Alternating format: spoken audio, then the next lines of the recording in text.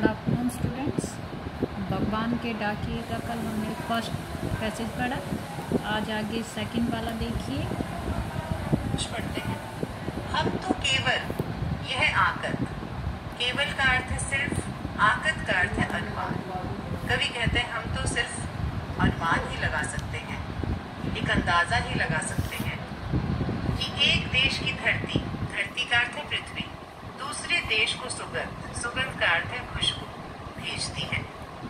हम तो सिर्फ इतना ही अंदाजा लगा सकते हैं जब हवा बहती है, पक्षी एक देश से दूसरे देश जाते हैं और बादल बरसते हैं इस धरती पर, तो हम तो सिर्फ ये अंदाजा ही लगा सकते हैं कि एक देश की धरती दूसरे देश को अपने सुगंध अर्थात खुशबू भेज रही है।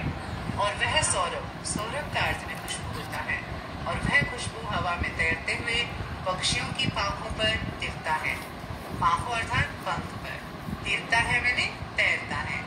और यही हवा के द्वारा ये खुशबू चारों ओर फैल जाती है। कुछ पक्षी अपने साथ लेकर चले जाते हैं, कुछ हवा के साथ इधर से उधर बह निकलती हैं। कवि ने कितनी सुंदर कल्पना की है, और ये वास्तविकता भी है जो कि हमारी प्रकृति में विद्यमान है, जो कि ईश्वर की हमारे को बहुत बड़ी देन है कि बादल, हवा, पेड़, पक्षी एक जगह से दूसरी जगह अपने संदेश को लेकर जाते हैं और वही इस संदेश को समझ पाते हैं।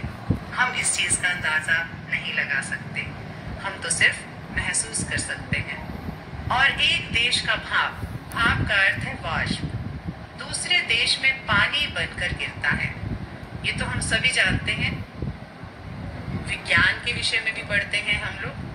भाप मैंने वाष्प, जब हमारा तापमान अधिक हो जाता है तो पानी वाष्प बनकर अर्थात भाप बनकर ऊपर की ओर उठता है, आसमान में जाता है, वहां पर तापमान कम होने के कारण बादलों में समा जाता है, वाष्प कण बन जाते हैं।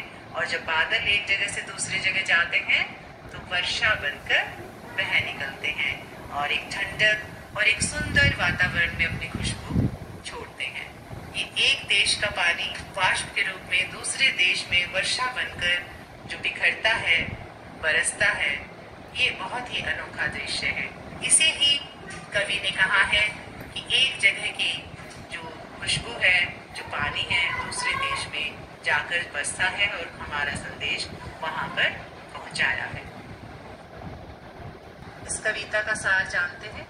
इस कविता में रामधारी सिंह दिनकर जी बताते हैं कि पक्षी और बादल भगवान के डाकिए हैं। ये जो पक्षी और बादल हैं एक जगह से दूसरी जगह स्वतंत्रता से आते जाते हैं और एक जगह का संदेश दूसरी जगह लेकर जाते हैं। ये डाकिए का ही तो काम करते हैं, लेकिन ये भगवान के डाकिए हैं जो एक विशाल देश का संदेश लेकर दूसरे विशाल देश को जाते हैं। ये एक देश से दूसरे देश, दूसरे देश से तीसरे देश बहते रहते हैं, उड़ते रहते हैं। उनके लाए ये पत्र, उनके लाए गए ये संदेश हम नहीं समझ पाते हैं, मगर पेड़ पौधे, वहाँ के जल और पहाड़ पढ़ लेते हैं अर्थात समझ लेते हैं। वहाँ की प्रकृति इस संदेश को बहुत अच्छे से समझ सकती है। यहाँ कवि ने बादलों को हवा में और पक्षियों को पंखों पर तैरते दिखाया है। वे कहते हैं कि एक देश की सुगंधित हवा दूसरे देश पक्षियों के पंखों द्वारा पहुंचती है। जैसे एक देश के बादल उड़ते हुए दूसरे देश पहुंच जाते हैं, इस तरह से पक्षी भी एक देश की सुगंध दूसरे देश में अपने पंखों द्वारा पहुंचाते हैं। इसी प्रकार बादलों के द्वारा एक देश की भाप दूसरे देश में वर्षा बनकर गिरता है। वो किसी भी तरह का भेदभाव न करते हुए बस खुशियां ही लौटाता है, एक सुखद वातावरण बना देता है। आइए इस